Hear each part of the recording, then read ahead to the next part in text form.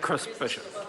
Thank you very much, Mr Speaker. This is as is typical of government bills at the moment, a sensible and prudent bill that I think has widespread support in the House. It stands in stark contrast, may I just say in passing, sir, to the Kiwibank bill advanced by the member who spoke previously that's been the subject of some discussion so far in the debate. The Kiwibank bill wants to entrench Kiwibank to the same extent that we have a secret ballot in New Zealand by requiring 75% of Parliament to vote to remove those provisions. That was a silly bill, sir. In fact, it actually breaches Standing Order 266, because to pass an entrenched provision through a bill, you have to have 75% of Parliament to... The member may begin to test me, but away you go. No. Sir, you've already... Indeed.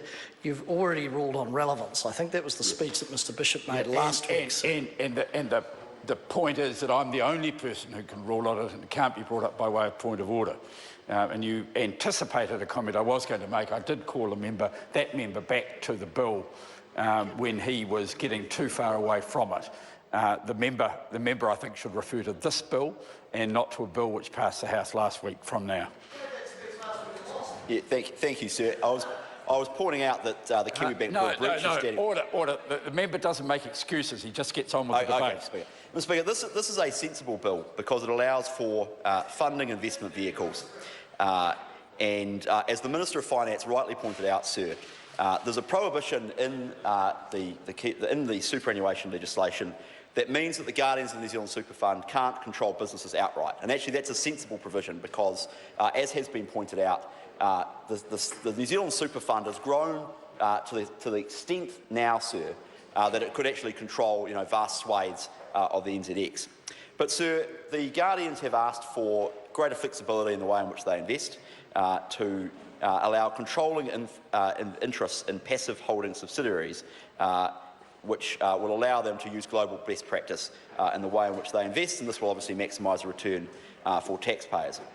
Sir, there was some discussion previously in the debate and also in the first and second readings and then also at the Select Committee. I wasn't a member of the Select Committee that considered this bill, sir, but there was some debate as to whether or not the Minister of Finance should be able to approve the investment classes of the funding investment vehicles. And I think it's fair to say that things have gone back and forward on this point.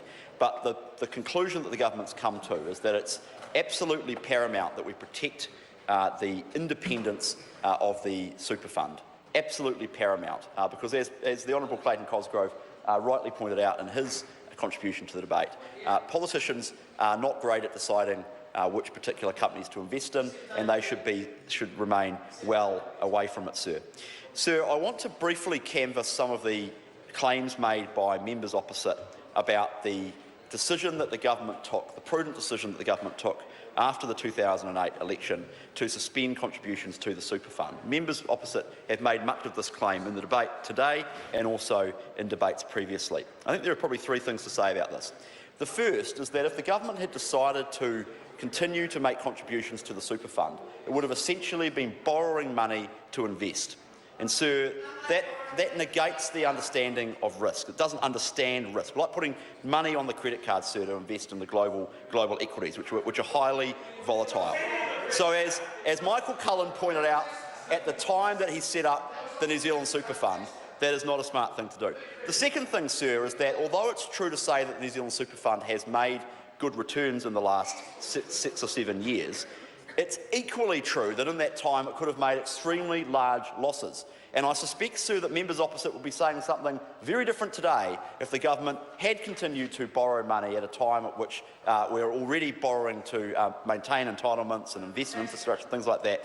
So members opposite will be saying something very different if the New Zealand Super Fund had declined in value by 30 to 40% or any amount of money. They'd be saying something very different. So it's all very well to look back in hindsight, sir, and say, well, we should have continued to borrow. I'm just going to draw the member back to the bill. Yeah, sir, I think I've made my remarks, sir, about in rebuttal to the point about the super fund.